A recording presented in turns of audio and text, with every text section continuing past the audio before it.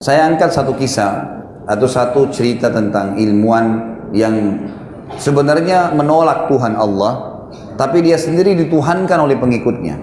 Darwin, yang sangat terkenal dengan teorinya. Teori-teori yang dia karang-karang, di antaranya manusia dari kera. Semua itu teori yang dibuat oleh Darwin, tujuannya adalah supaya menolak ada Tuhan namanya Allah. Nggak ada yang lain, tujuannya cuma itu. Dia bilang, ada komposisi-komposisi di alam semesta ini seperti misalnya api, air, tanah, udara, ini nggak ada asalnya. Yang lain punya asal.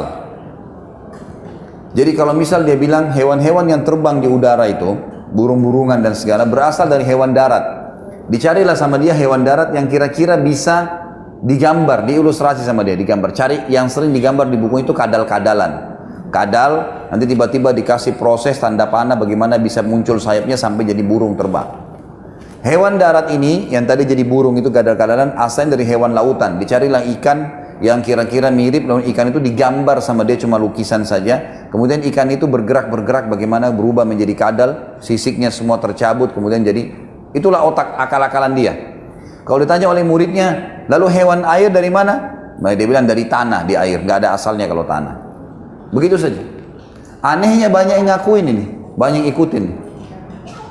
Pernah terjadi di Amerika, Bapak Ibu sekalian, kisah nyata, ribut antara kubu Darwin dengan orang-orang Nasrani, bukan Muslim, orang Nasrani tapi ngaku ada Tuhan Allah, gitu kan. Sampai akhirnya hampir berperang nih dua kubu, masuk di pengadilan. Hakimnya bilang, bingung ini mau pecahin bagaimana? Yang diperebutkan bukan materi, bukan benda, tapi ini keyakinan. Bagaimana caranya? Maka tiba-tiba hakimnya membuka pembicaraan dan itu menghebohkan Amerika pada saat itu. Karena sidangnya selesai. Dengan pembicaraan satu ini sidangnya berhenti. Tutup, nggak jadi lagi. Dan tidak jadi ribut akhirnya.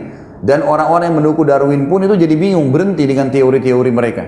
Karena kata hakimnya, begini saja. Yang mengaku turunan kera ke sebelah kanan saya.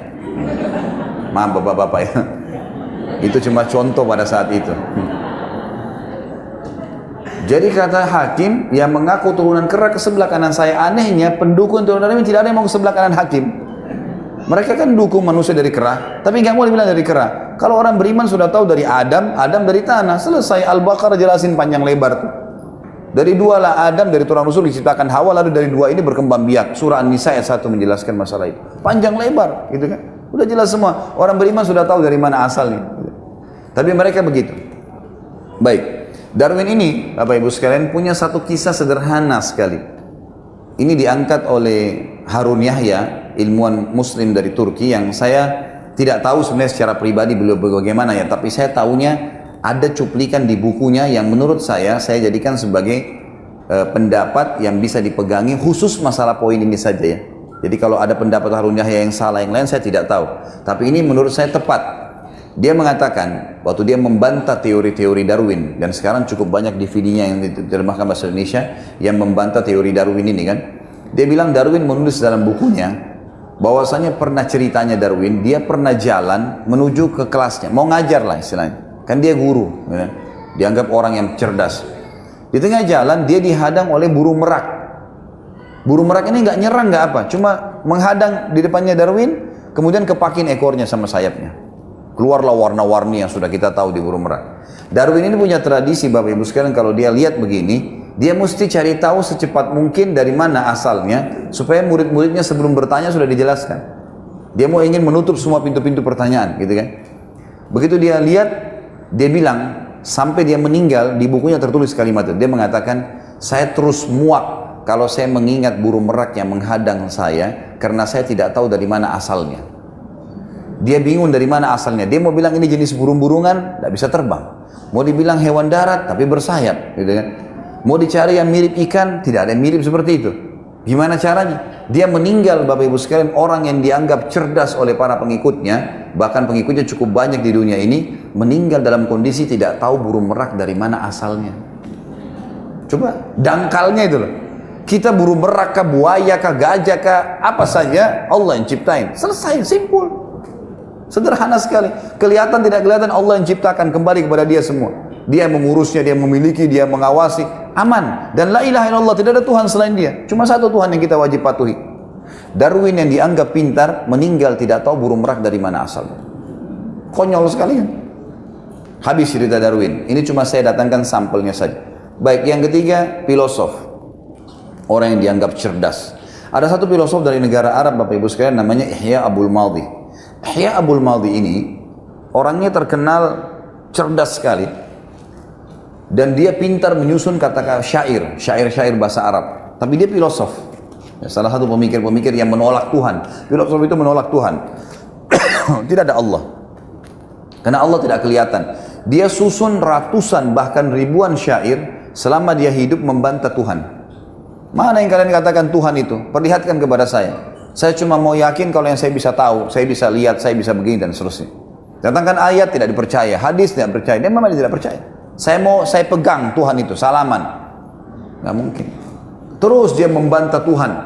Bukan tidak ada yang bisa bantah ya, tapi dia dengan ketekaannya, dia dengan keras kepalanya, dia nggak mau. Subhanallah, sebelum dia meninggal, dia menyusun 20 bait syair yang membantah ribuan syairnya sendiri tuh. Pas dia mau meninggal, murid-muridnya dekat sama dia, lalu dia bilang dalam bahasa syair, karena dia ahli syair, dia bilang gini, bahasa Arabnya kurang lebih, jitu wala adri min aina jitu. Dia bilang, saya lahir di muka bumi ini, dia bilang sama murid-muridnya, tapi saya terus bertanya-tanya dari mana asal saya. Kalau dari ibu saya dari siapa? Ibunya dari siapa? Ibunya lagi. Mana awalnya nih? Dia sendiri nggak tahu, gitu kan? Lalu kemudian dia bilang kalimat yang keduanya, dan ini yang paling disoroti oleh para ulama akidah. Dia bilang, fawajadtu amami tariq masyaitu dzalika syi'tu am abaitu. Kurang lebih artinya, lalu saya waktu lahir di muka bumi ini saya dapat sebuah sistem. Saya mau atau saya tidak mau harus saya laluin. Misal pergantian siang malam, gitu kan? Fungsi-fungsi anggota tubuh, mata melihat, telinga mendengar, hidung menghirup, lidah mengecap, bibir mengucap, tangan menjamah, kaki melangkah, semua ada fungsinya dan tidak bisa diganti.